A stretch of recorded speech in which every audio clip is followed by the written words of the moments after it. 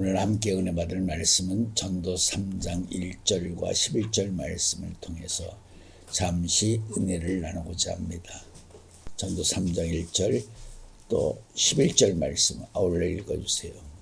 전도서 3장 1절 말씀. 구약 950페이지. 천하의 범사가 기한이 있고 모든 목적이 이룰 때가 있나니. 전도서 3장 11절 말씀. 하나님이 모든 것을 지으시되 때를 따라 아름답게 하셨고 또 사람에게 영원을 사모하는 마음을 주셨느니라. 그러나 하나님의 하시는 일의 시종을 사람으로 측량할 수 없게 하셨도다. 그렇습니다. 이미 하나님이 바로 지구라는 초록별을 만드시기 전에 이 초록별을 만들어서 무엇을 할 것인가 먼저 예정하셨다는 것이죠. 여러분들이 잘 아는 내용 중에 시편 147편 4절에 보면 그렇죠. 우주에는 현대 문명에 이기려도 셀 수 없는 많은 별들이 망라되고 있습니다. 근데 그 하나님은 그 별들의 이름을 다 지으시고 그 별들의 이름을 불러주신다는 것이죠. 군대에 가면 점호라는 게 있습니다. 점호를 하듯이 일일이 다 별들의 이름을 불러주신다. 여러분들이 상식적으로 생각해 보아도 필요 없는 것을 지을 필요는 없죠. 시간 낭비, 공력 낭비가 되죠. 하나님이 그 많은 별들을 지어 놓으시고 이름을 부르신다 라는 의미 속에는 별들 하나하나가 쓸모없는 별들이 아니라 쓸모 있는 별들이라는 것이죠. 우선적으로 이렇게도 생각할 수가 있습니다. 태양계에 달의 위치가 조금만 달라져도 지구의 위치가 조금만 달라져도 지구는 초록별이 되지 못합니다. 너무 뜨거워서 너무 추워서 우주 공간에 있는 많은 별들은 첫째 별과 별들이 공유하며 존재해야 될 존재의 필요성에 따라서 서로서로 합력하고 있다. 그런 의미적으로도 생각할 수는 있습니다. 그러나 그렇게만 생각한다면 좀 아쉽죠. 그 많은 별들, 아무도 생명체가 존재할 수 없는 그런 별들이라면 뭔가 좀 아쉬운 안타까운 생각이 들게 마련입니다. 우주에서 궁창의 세계를 벗어나서 오직 생명이 있는 별은 우리 지구밖에 없다는 것을 알아야 됩니다. 지구인들이 아무리 우주를 향해서 인간의 소리를, 생명의 소리를 널리 전파하고 있지만 거기에 화답할 수 있는 별들은 없습니다. 왜냐하면 궁창의 세계 또 초록별인 지구 외에는 우주에는 생명체가 존재하지 않습니다. 그런데 왜 하나님은 그런 생명체가 없는 별들을 무수하게 지어 놓으셨을까? 전도 3장 11절 말씀처럼 때를 따라 아름답게 지으셨고 3장 1절 말씀처럼 범사가 기한이 있고 모든 목적이 이룰 때가 있나니. 그렇습니다. 언젠가는 지금은 쓸모없는 별들 같지만 때를 따라 아름답게 지으셨고라는 의도대로 언젠가는 그 별들도 생명체가 존재하는 무한한 별들로 등장할 때가 있다. 그런 때 우주에 있는 모든 별들이 초록별이 되어서요, 하나님께 감사의 찬양을 올린다면 전 우주가 하나님의 영광을 위하여 영광 돌릴 수 있는 우주적인 교양목이 된다 하는 말씀을 우리는 생각하게 됩니다. 그런 목적이 있기 때문에 하나님이 지금은 쓸모없다가 생각하는 그 무수한 별들을 지은 것이 아닌가 볼 필요가 있는 것입니다.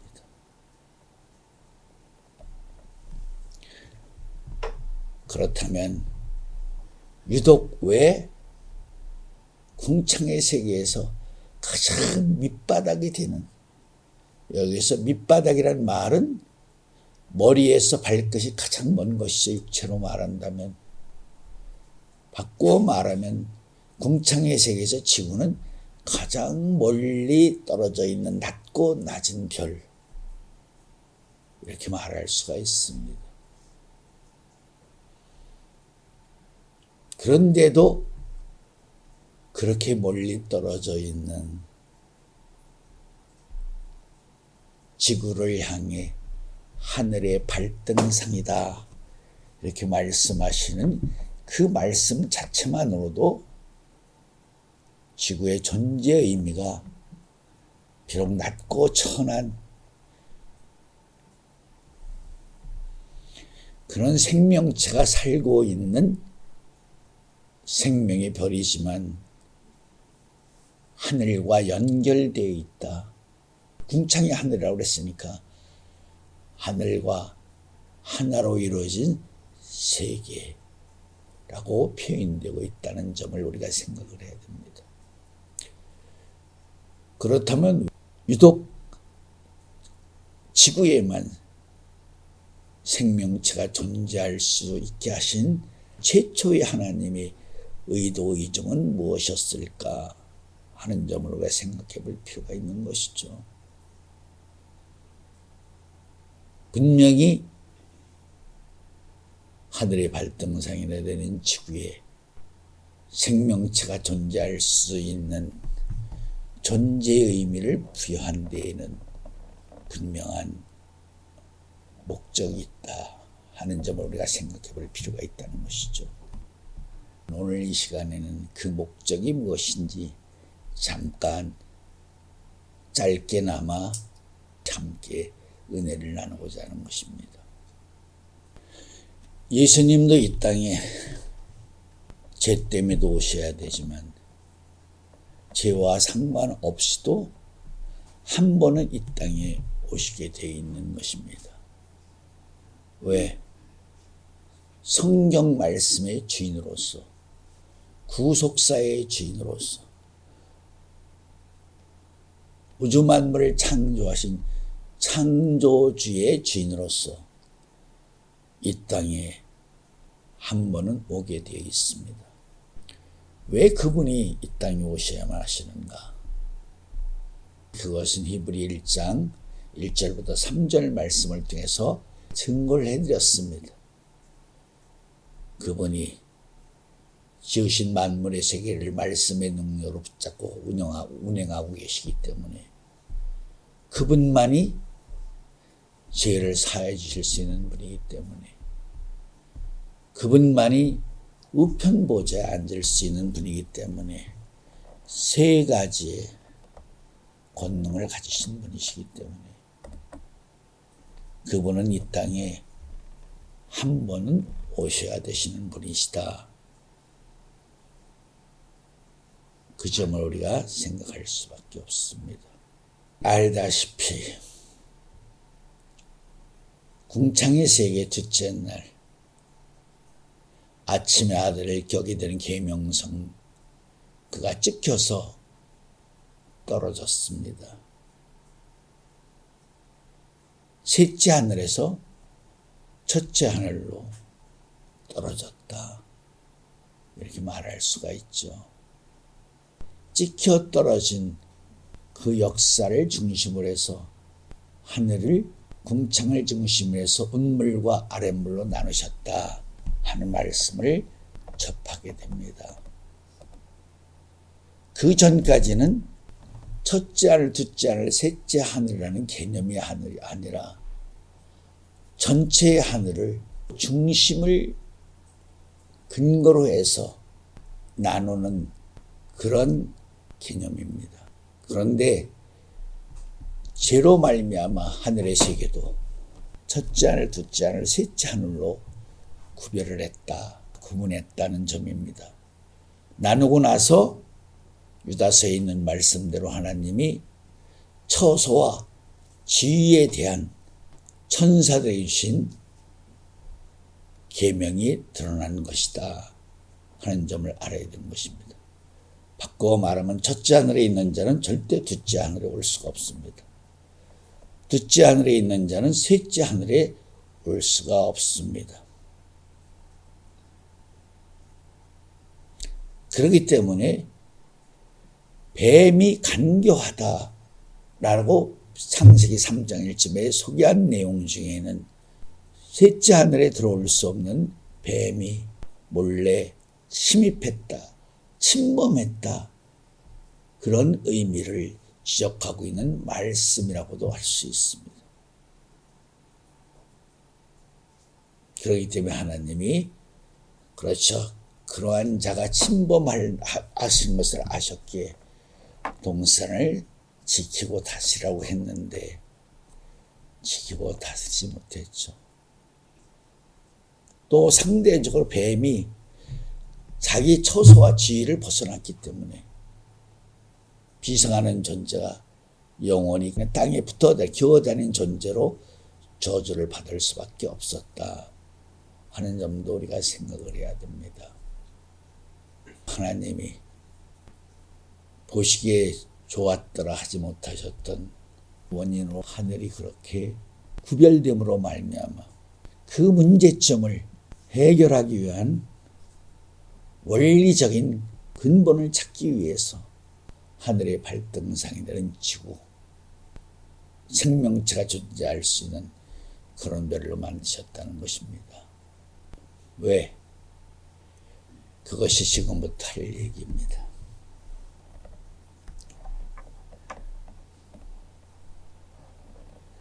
하나님이 후사를 만들기 위해서는 하나님의 자녀들이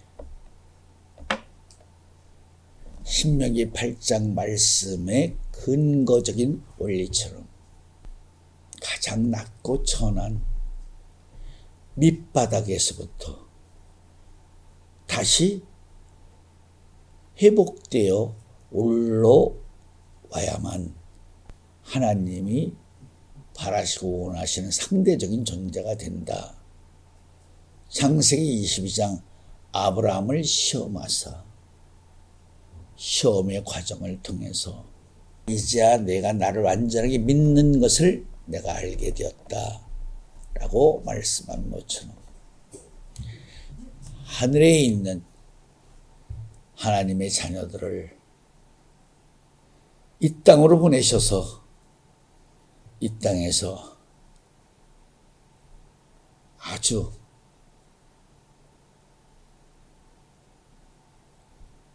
낮고 천한 비천한 생명체로부터 다시금 시작해서 하늘로 올라가는 그런 구도의 과정을 만들기 위해서 쓸모없는 가장 밑바닥에 있는 지구의 별을 생명체가 존재하는 초록별로 만들었다. 이렇게 말할 수가 있는 것입니다. 하늘에서 지구로, 지구에서 다시 하늘로. 그렇죠. 그런 의도에 따라서 재림, 강림, 또 그렇죠, 현년, 계시 이런 말씀들이 존재하게 된 것이다 하는 점을 알아야 되는 것입니다.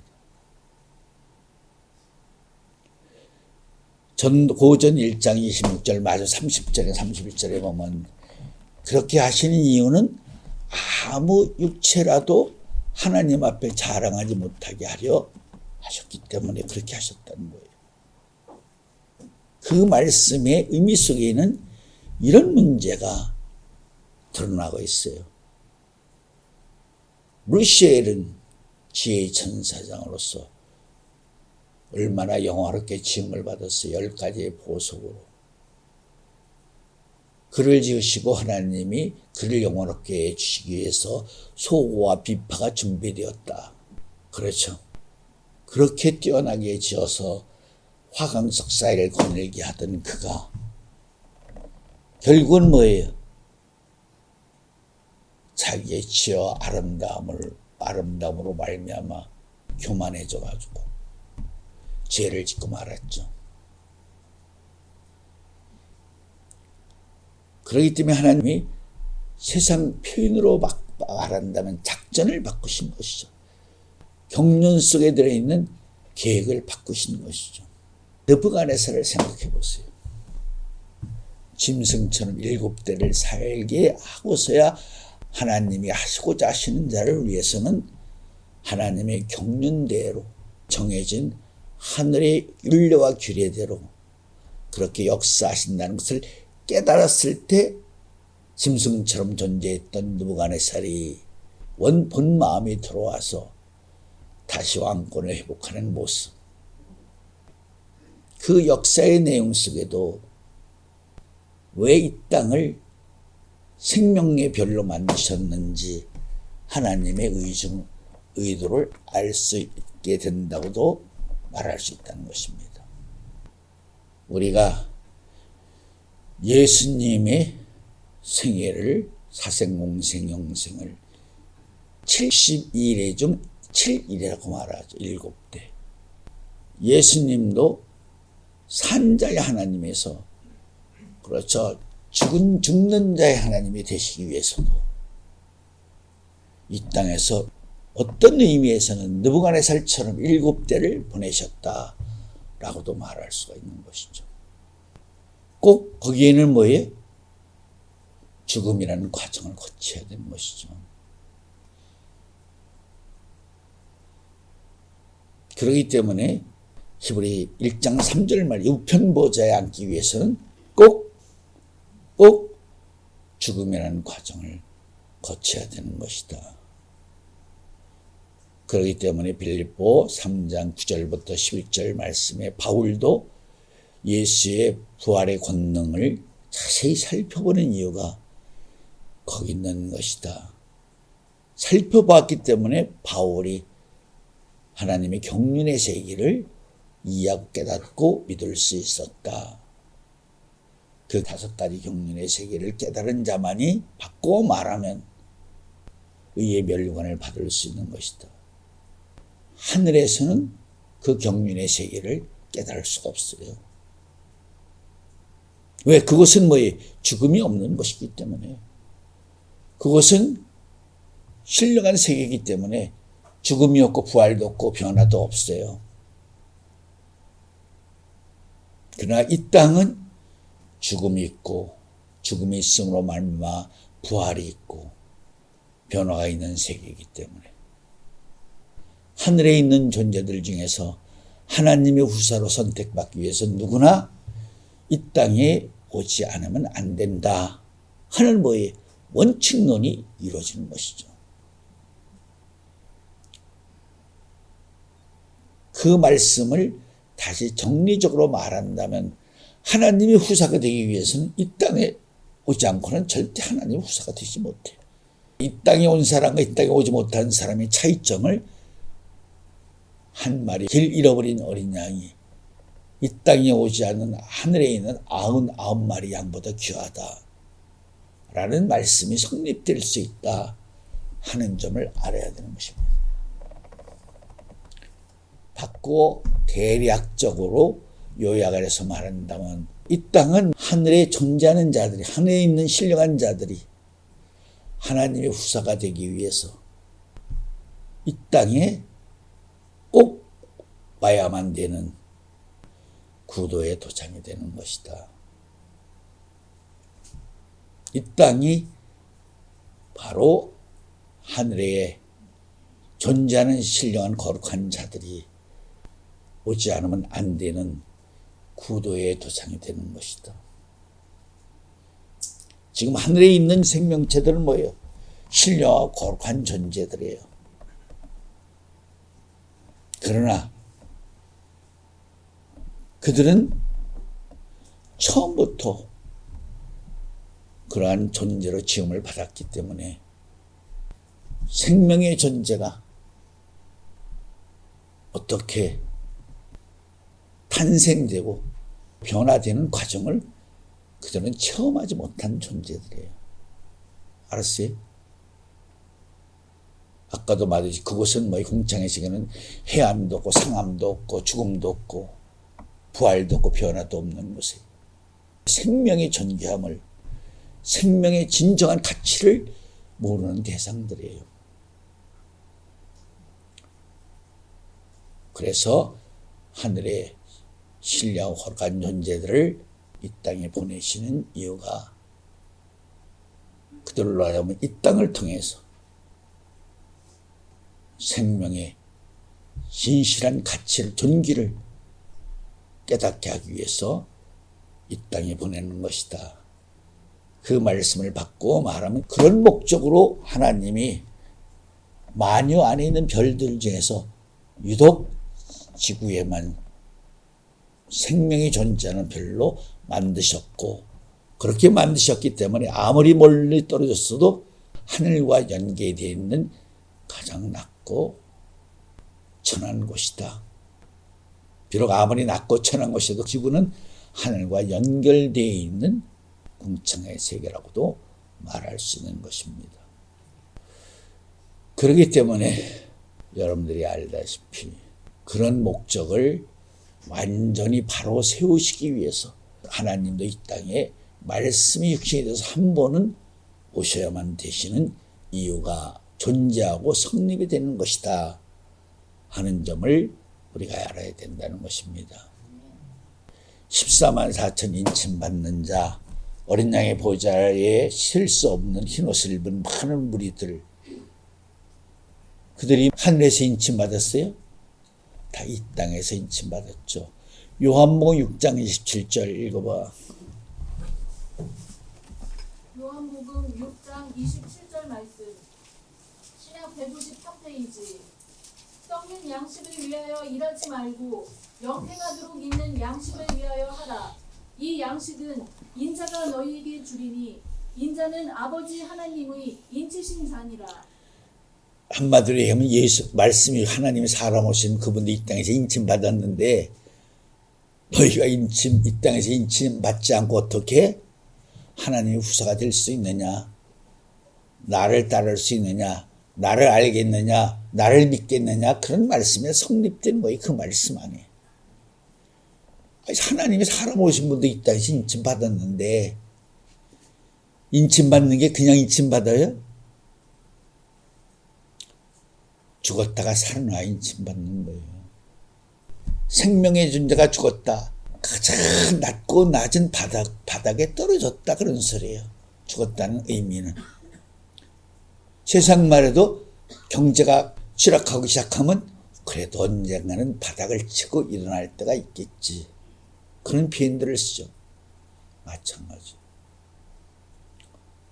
예수님도 바닥까지 한 것이에요. 알았어요? 바닥까지. 거기 갔다 와야 하나님 앞에서 구속사의 세계 안에서 교만하게 건방지게 떠들지 못하지. 그래서 겸손은 존귀의 앞잡이. 바닥을 친 자만이 겸손한 사람이에요. 생명의 가장 낮은 바닥까지 떨어본 자만이 겸손해지죠. 그걸 맛보지 못한 사람은 거들먹거리고 자기를 항상 자랑 삼아 내세우고 교만하고 허황된 말을 하고. 그래서 지구를 지으신 것, 지어진 별 속에 지구를 초록별로 만드신 이유가 거기 있는 것이에요. 그래서 여러분들 늘 얘기하지. 사도인 우리를 부르신 것은 세상 미말의 주기로 작정하시고 사람과 천사들의 구경거리가 되게 하시고 만물의 찍기가 되게 하셨다. 지구에 오면 그 과정을 거친다는 거예요. 하나님의 사도 같은 사람들은 죽어야 되고 사람과 천사들의 조롱거리가 되어야 되고 만물의 찍기가 되어야 된다. 그것이 죽으라는 구도의 도장을 통해서 우리가 받아야 될, 걸어야 될 훈련의 과정이다. 그렇게도 말씀하고 있는 의미와 같은 것이다 하는 것을 알아야 돼요. 그런데 이 땅에 온 인생들이 누가 죽기를 좋아해. 죽어도 편히 자다가 아프지 않고 편히 숨이 탁 끊어 죽기를 바라지. 남편, 마누라, 자식들하고 행복하고 즐겁게 잘 살길 바라지. 사람과 천사들한테 조롱거리, 비웃음거리, 그렇게 바랄 사람 누가 있어? 솔직히 얘기해서. 만물의 찍기란 말은 만물 속에서 가장 낮고 천한 존재란 소리인데 그런 대상이 누가 되려고 그래. 주여 주여 하고 기도하는 사람들이 마음에 소망 속에는 뭐가 있어? 건강하게 잘 살다가 죽어서 구원받아 하늘나라 가는 게 그들의 기도의 중심이고 그렇게 이 지구를 짓지 않았다는 거지 하나님이.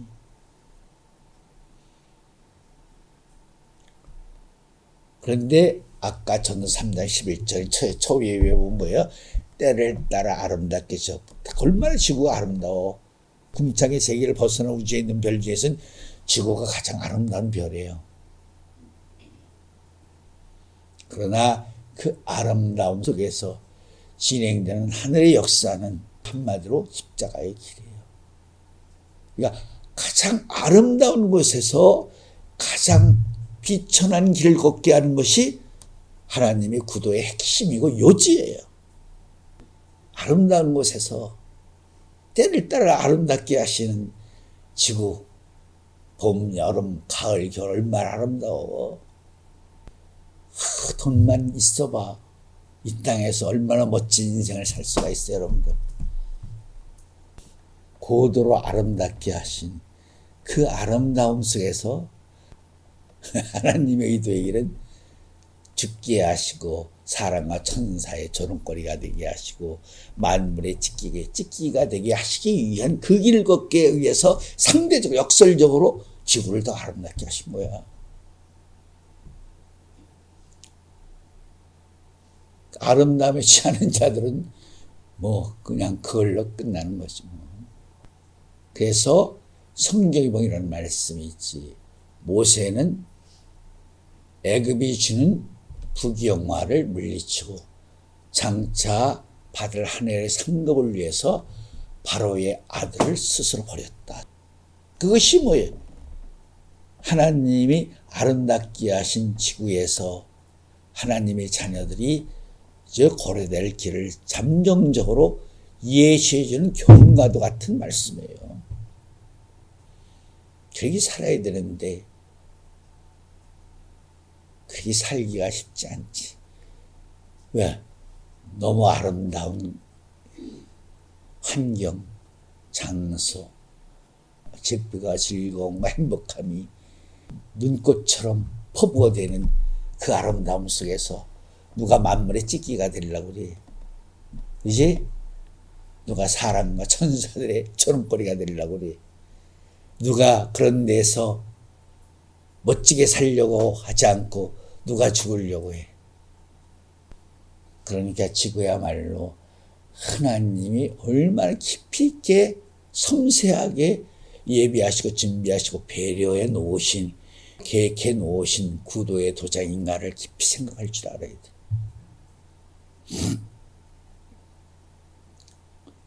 그래서 그 구도의 도장에서 승리한 자만이 하늘에 가서 안식할 수 있는 기회를 주시는 것이죠.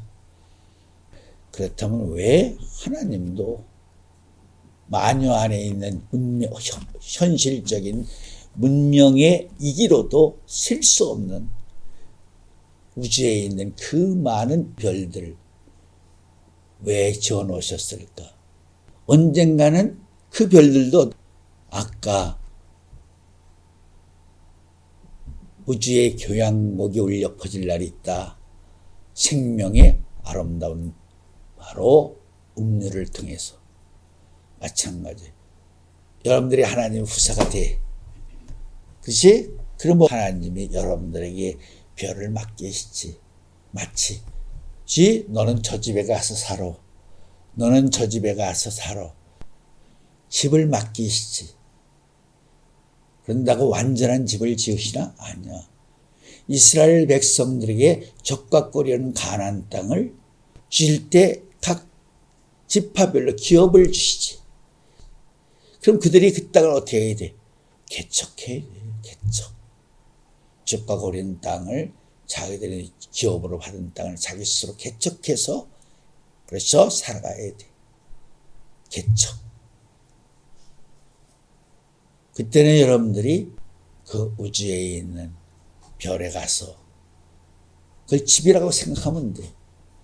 집을 주시면 여러분들이 가서 때에 맞게 집을 아름답게 지시기도 하시고 요한복음 15장 1절 이하의 말씀에서 내 아버지는 엉부 나는 포도나무 너희는 가지.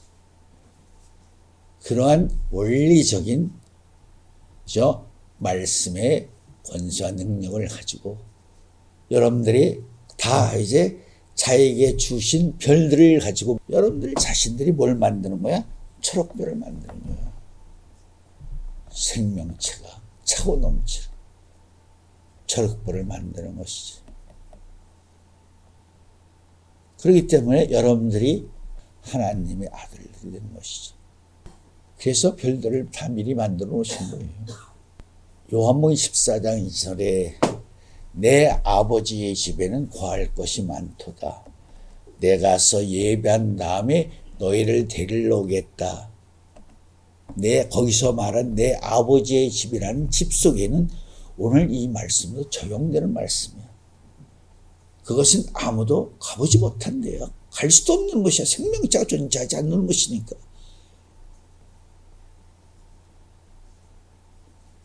그러니까 우리가 성경에서 나오는 무적행이 바로 그런 것이야.